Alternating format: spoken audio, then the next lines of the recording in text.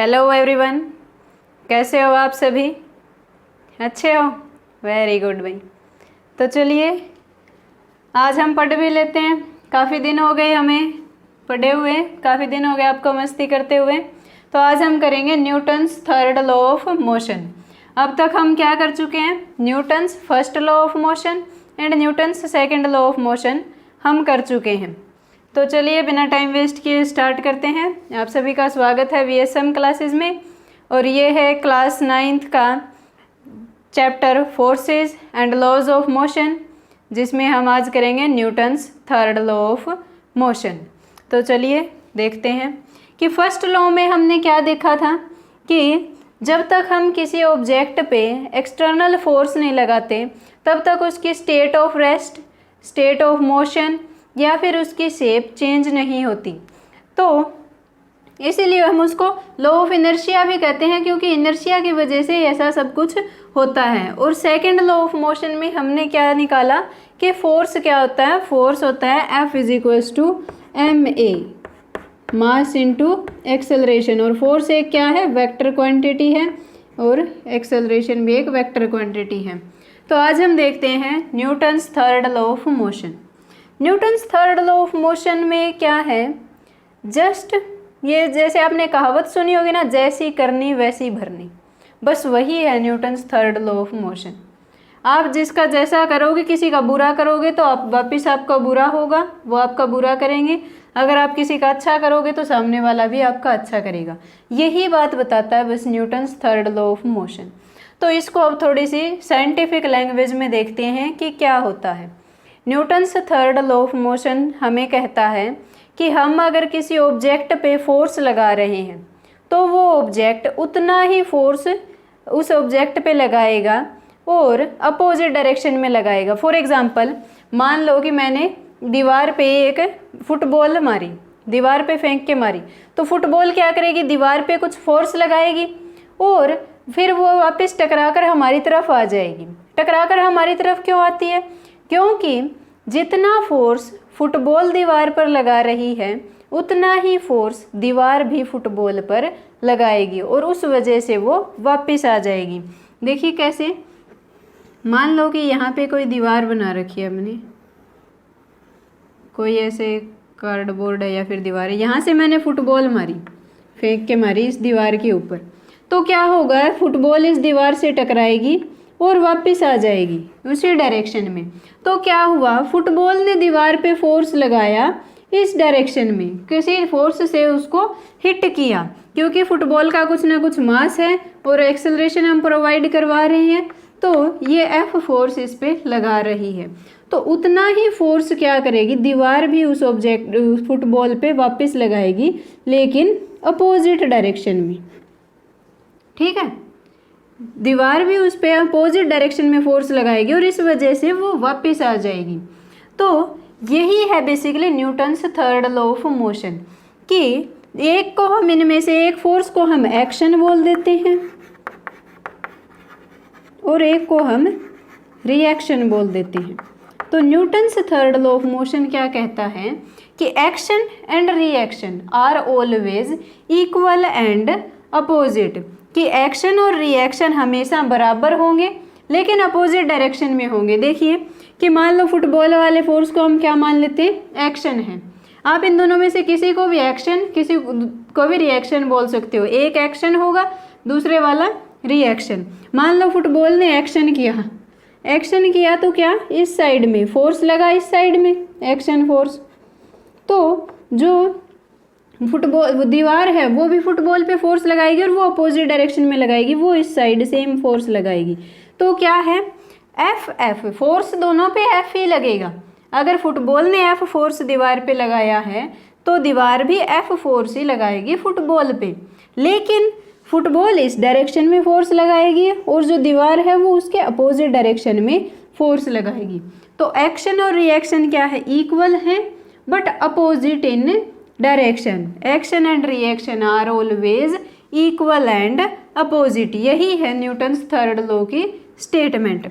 और एक और की पॉइंट है इसमें ध्यान रखने लायक, क्या कि ये जो दोनों फोर्सेस होते हैं वो कभी भी एक सिंगल ऑब्जेक्ट पे नहीं लगते, दो अलग अलग ऑब्जेक्ट्स पे ये फोर्स लगते हैं। जैसे कि मान लो एक्शन हो रहा है दीवार पे, एक्शन फोर्स दीवार पे लग रहा है, तो रिएक्शन फोर्स किस पे लगेगा? फुटबॉल पे। रिएक्शन फोर्स किस पे लगेगा? फुटबॉल पे। तो हमेशा दो अलग अलग ऑब्जेक्ट्स पे जो एक्शन और रिएक्शन के फोर्स हैं वो लगते हैं। और यही है Newton's third law of motion कि अगर कोई ऑब्जेक्ट दूसरे ऑब्जेक्ट को हिट कर रहा है या फिर उस पर फोर्स लगा रहा है तो सामने वाला ऑब्जेक्ट भी उस पर उतना ही फोर्स लगाएगा, लेकिन अपोजिट डायरेक्शन में। ये है Newton's third law of motion. या आप इसको लिखना चाहो तो आप ऐसे लिख सकते हो, टू एवरी एक्शन, हर एक एक्शन के लिए there is equal and opposite reaction. क्या होगी? इक्वल और उसके अपोजिट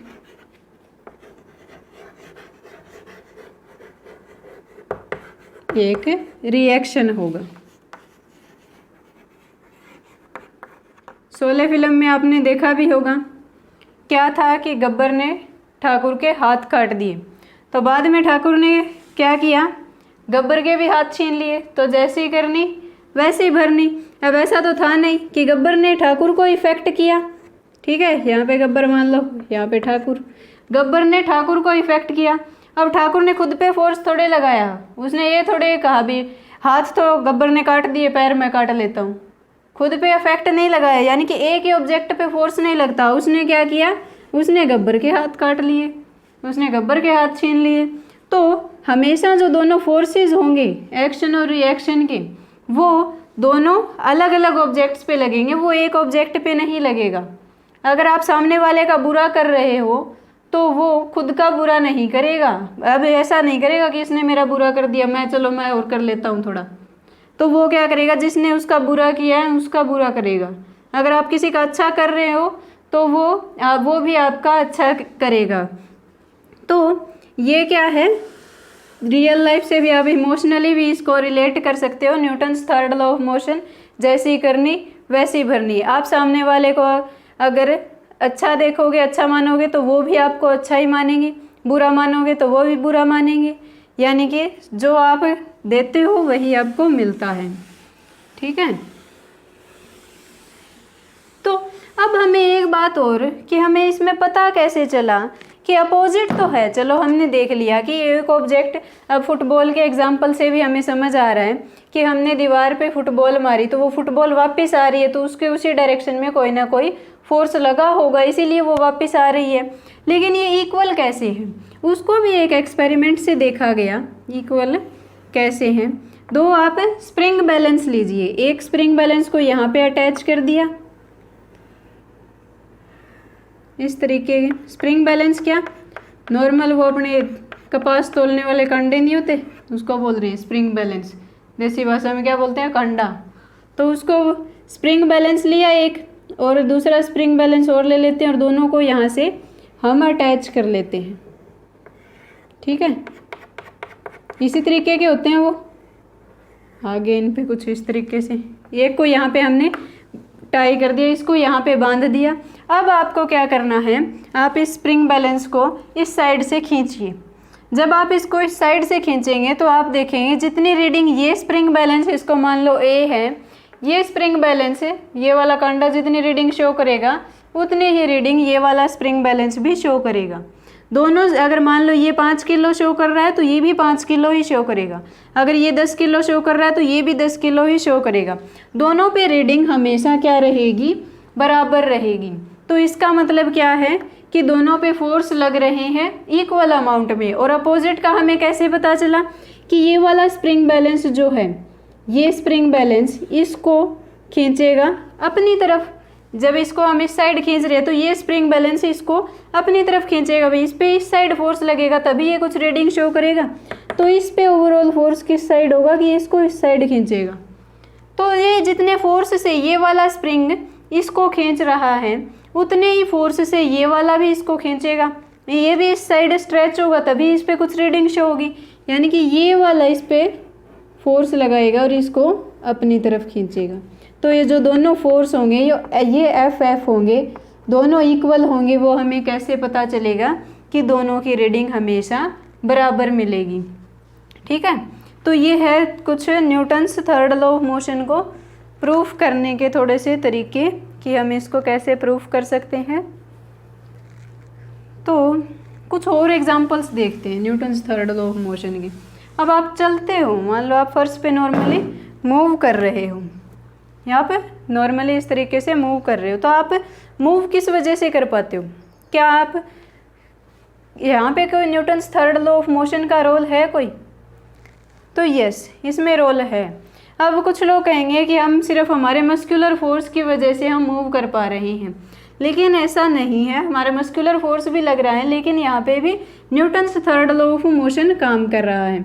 देखिए कैसे, मान लीजिए ये ज़मीन है, जब आप चल रहे होते हो तब आप ज़मीन को पीछे की तरफ और नीचे इस तरीके से आप उसको धकेलते हो। मान लो आप इस साइड जा रहे हो ऐसे, तो आपके पैर की पोजीशन क्या होगी? कुछ इस तरीके से आप चलते टाइम और इसको ऐसे धकेलोगे और आगे चले जाओगे, तो आप ज़मीन को कुछ इस तरीके से धकेल रहे हो इस डायरेक्शन में कि कुछ फोर्स का कंपोनेंट नीचे की तरफ है और कुछ पीछे की तरफ, और उनका रिजल्टेंट कुछ इस तरीके से है। ठीक है, आप नीचे भी और पीछे भी एक साथ उसको ज़मीन को धकेल रहे हो, तो ज़मीन आप पे क्या करेगी? अपोजिट में फोर्स लगाएगी। अगर आपने उसके नीचे की तरफ फोर्स लगाया है, नीचे आपको अपने पैर से अगर आपने ज़मीन को प्रेस किया है, तो उतने ही फोर्स से ज़मीन आपको अपवर्ड में प्रेस करेगी, और आपने उसको पीछे की तरफ भी प्रेस किया है तो उतने ही फोर्स ज़मीन लगाएगी आपको अपोजिट डायरेक्शन में, यानी कि फॉरवर्ड में। और रिजल्टेंट क्या रहेगा कि आप थोड़ा सा आगे इस तरीके से मूव करोगे और ओवरऑल फिर आप चल पाते हो। तो आपके चलने में भी क्या है? Newton's third law of motion apply हो रहा है। तो देख रहे हो, फिजिक्स जो है वो हमारी हर एक जगह पे अप्लाई होती है, हर एक छोटी छोटी चीज़ों पे फिजिक्स अप्लाई होती है। और इवन चलने में भी, हम चल भी किस वजह से हम चल पा रहे हैं, उस पर भी क्या है? फिजिक्स के रूल अप्लाई हो रही हैं। और यहाँ पे लग रहे हैं Newton's third law of motion. और कई बार आपने देखा भी होगा, स्लिपरी सरफेस होता है तो आप मूव नहीं कर पाते, तो वहाँ पे क्या होता है कि फ्रिक्शन कम हो जाती है। फ्रिक्शन कम होने की वजह से आपके पाँव फिसलने लग जाते हैं, आप उतना फोर्स नहीं लगा पाते। और कुछ एग्जांपल्स देखिए इसके। चलो एग्जाम्पल से पहले एक बात और देख लेते हैं कि ठीक है, दोनों पे फोर्स तो बराबर लग रहे हैं ऑब्जेक्ट्स पे। मान लो ये दो ऑब्जेक्ट आपस में टकराए, ये आपस में टकराए, तो इन पे जितना फोर्स ये इस पे लगाएगा, ये इस पे लगाएगा इस डायरेक्शन में, और ये फोर्स लगाएगा इस ऑब्जेक्ट पे इस डायरेक्शन में, तो दोनों फोर्स बराबर होंगे। तो क्या इनमें फोर्स क्या होता है? मास इनटू एक्सेलरेशन, है ना? तो क्या इनकी एक्सेलरेशन भी दोनों ऑब्जेक्ट्स की बराबर होगी? क्या कोई बता सकता है कि क्या इन दोनों में एक्सेलरेशन भी बराबर होगी जो ऑब्जेक्ट्स आपस में टकराए हैं उनकी? तो चलिए, कुछ बच्चे बता रहे होंगे, कुछ नहीं भी। तो चलिए एक बार देख लेते हैं एक एग्जांपल से कि मान लो एक ट्रक खड़ा है, आराम से रोड पे खड़ा है, रात का टाइम है और आप बाइक लेकर आ रहे हो, आपकी बाइक की हेडलाइट ख़राब हो चुकी है और आप फुल स्पीड से आ रहे हो। आपको ट्रक दिखाई नहीं दिया अंधेरे की वजह से, मान लो यहाँ पे ट्रक है और आप बाइक लेकर आ रहे हो यहाँ से, और आप बहुत ज़ोर से टक्कर लग गई ट्रक के अंदर। तो आपने कितना फोर्स लगाया होगा? मान लो बाइक का मास m है और a एक्सेलरेशन के साथ आ रही थी बाइक, उसकी एक्सेलरेशन a थी, तो फोर्स लगाया आपने टोटल F फोर्स लगाया आपने किस पे? ट्रक पे। तो क्या होगा? ट्रक भी उतना ही फोर्स लगाएगा बट अपोजिट डायरेक्शन में। ट्रक बाइक पे उतना ही फोर्स लगाएगा लेकिन अपोजिट डायरेक्शन में, और बाइक क्या होगी? पीछे जाकर गिरेगी, उछल के वापस पता नहीं कहाँ झाड़ियों में गिरे हुए मिलोगे। तो फोर्स ट्रक ने भी F ही लगाया, बाइक ने भी F फोर्स लगाया, ट्रक ने भी उतना ही फोर्स लगाया। तो क्या हुआ? ट्रक ने भी उतना ही फोर्स लगाया, तो आपकी बाइक दूर जाकर गिरेगी। लेकिन आप देखोगे कि ट्रक को तो पता भी नहीं चलेगा, आगे ड्राइवर सोया हुआ है, वो कहेगा क्या है भाई, कौन है भाई, उसको पता भी नहीं चलेगा कि क्या हुआ क्या नहीं, वो आराम से लेटा रहेगा, ट्रक हिले तक का नहीं, हिलेगा भी नहीं। लेकिन बाइक वाले के तो चिथड़े उड़ चुके होंगे, पता नहीं कहाँ झाड़ियों में गिरा हुआ मिलेगा। तो यहाँ पे क्या हुआ कि जो फोर्स लगाया बाइक ने, ट्रक पे फोर्स लगाया, वो ट्रक के अंदर ही ऑब्जर्व हो जाएगा, और जो ट्रक बाइक पे फोर्स लगाएगी वो बाइक ऑब्जर्व नहीं कर पाएगी। क्यों? क्योंकि बाइक का इनर्शिया कम है, बाइक का मास कम है, और ट्रक का मास ज़्यादा है, ट्रक का इनर्शिया ज़्यादा है। तो जिस ऑब्जेक्ट का मास जितना ज़्यादा होगा, उसमें एक्सेलरेशन उतनी ही कम आएगी। मान लो फोर्स तो लगाया ट्रक पे, लेकिन ट्रक का मास ज़्यादा होने की वजह से ट्रक में कोई एक्सेलरेशन प्रोड्यूस नहीं होगा। हाँ, ये हो सकता है कि जहाँ पे टक्कर हुई वहाँ के पार्टिकल थोड़े बहुत डिस्टर्ब होंगे, लेकिन क्या ट्रक ओवरऑल मोशन में आएगा? नहीं। क्यों? क्योंकि ट्रक का मास बहुत ज़्यादा है और इस वजह से उसकी एक्सेलरेशन बहुत ही कम होगी। लेकिन बाइक का मास बहुत ही कम है ट्रक के कंपैरिजन में, तो बाइक में एक्सेलरेशन क्या होगी? ज़्यादा होगी। तो एक बात और आप हमेशा ध्यान रखोगे कि action and reaction are always equal and opposite. यानी कि एक ऑब्जेक्ट अगर किसी दूसरे ऑब्जेक्ट पे फोर्स लगा रहा है, तो जो दूसरा ऑब्जेक्ट है वो पहले वाले ऑब्जेक्ट पे उतना ही फोर्स लगाएगा, बट अपोजिट डायरेक्शन में। जो दोनों फोर्स लगेंगे एक्शन और रिएक्शन के, वो दोनों हमेशा अलग अलग ऑब्जेक्ट्स पे होंगे, वो हमें सेम ऑब्जेक्ट पे नहीं होंगे। और थर्ड कि फोर्स हमेशा इक्वल रहेंगे, लेकिन एक्सेलरेशन डिपेंड करेगी उन ऑब्जेक्ट्स का मास क्या है। जिसका मास ज़्यादा होगा उसमें कम एक्सेलरेशन प्रोड्यूस होगी, जिसका मास कम होगा उसमें ज़्यादा एक्सेलरेशन प्रोड्यूस होगी। एक और एग्जांपल से देखते हैं ये एक्सेलरेशन कम ज़्यादा कैसे होती है।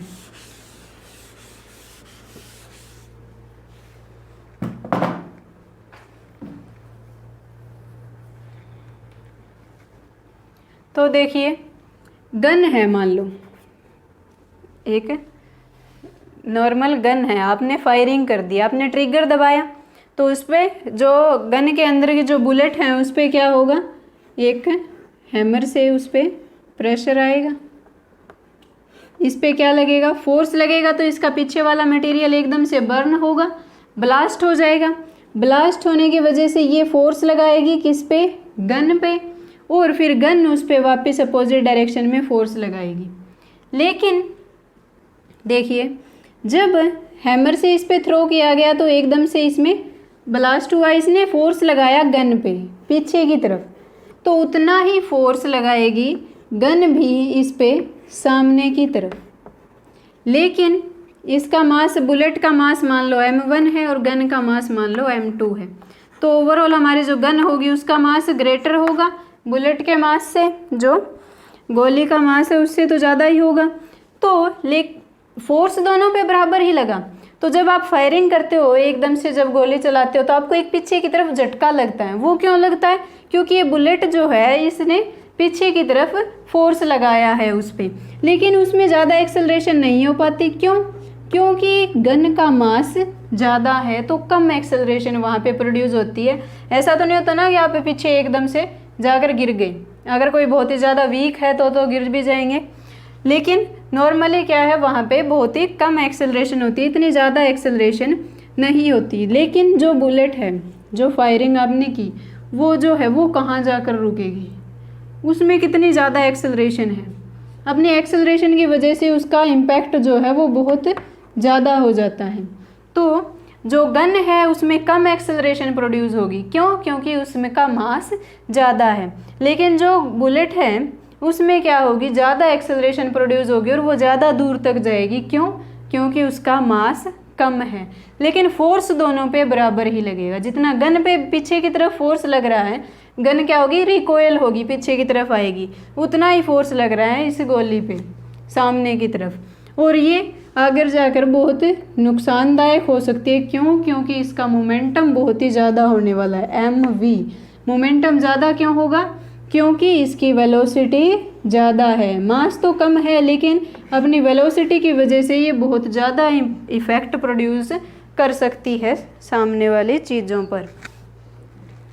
ठीक है, तो आई थिंक यहाँ तक आपको समझ में आ गया होगा कि Newton's third law of motion क्या है, इसकी स्टेटमेंट क्या है और कैसे इसका यूज़ होता है। तो आप सिंपली इसको याद रखने के लिए क्या करोगे, Newton's third law of motion, जैसी करनी वैसी भरनी। जितना आप किसी दूसरे ऑब्जेक्ट पे फोर्स लगाओगे उतना ही वो आप पे फोर्स लगाएगा, और अगर वो आप पे लगा रहा है इट मीन्स अपोजिट डायरेक्शन में है, तो दोनों अलग अलग ऑब्जेक्ट्स पे फोर्स लगेगा। लेकिन कुछ लोग होते हैं झेल लेते हैं, कुछ नहीं झेल पाते। तो वो क्या है कि अगर किसी का मास ज़्यादा है तो उसमें एक्सेलरेशन कम प्रोड्यूस होगी, उस पर ज़्यादा इफेक्ट नहीं आएगा। अगर किसी का मास कम है तो उसमें एक्सेलरेशन ज़्यादा प्रोड्यूस होगी। जैसे कि इसी में देख लो, दीवार वाले एग्जाम्पल में, जब आप दीवार को फुटबॉल को जब आप दीवार पे मारते हो तो क्या होता है? क्या दीवार हिल जाती है? क्या दीवार टूट जाती है? नहीं ना। क्या होता है? फुटबॉल वापस आ जाती है। क्या दीवार हिलती है? नहीं। क्यों? क्योंकि दीवार का मास ज़्यादा है, वो ज़्यादा सहन कर सकती है फुटबॉल के कंपैरिजन में। तो फुटबॉल ने भी फोर्स तो उस पर इतना ही लगाया, लेकिन वो फोर्स हमें दिखा ही नहीं। क्यों? क्योंकि दीवार का मास ज़्यादा है, वो ज़्यादा स्ट्रॉन्ग है और उसमें कोई मूवमेंट नहीं होता। और जो फुटबॉल है, फुटबॉल पे भी उतना ही फोर्स लगा, उसकी औकात नहीं थी भाई इतना झेलने की, वो वापस आ गई। जितने फोर्स से आप दीवार की तरफ फुटबॉल को फेंकोगे वो उतनी ही तेज़ी से वापस आएगी। क्यों? क्योंकि उसका मास कम है, इसलिए उसमें एक्सेलरेशन ज़्यादा प्रोड्यूस होगी। तो भाई यही था Newton's third law of motion. तो आज के लिए इतना ही, आई थिंक बहुत हो गया, आपको समझ में भी आ गया होगा।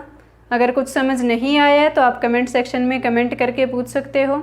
आज के लिए इतना ही। Thank you so much. मिलते हैं नेक्स्ट लेक्चर्स में।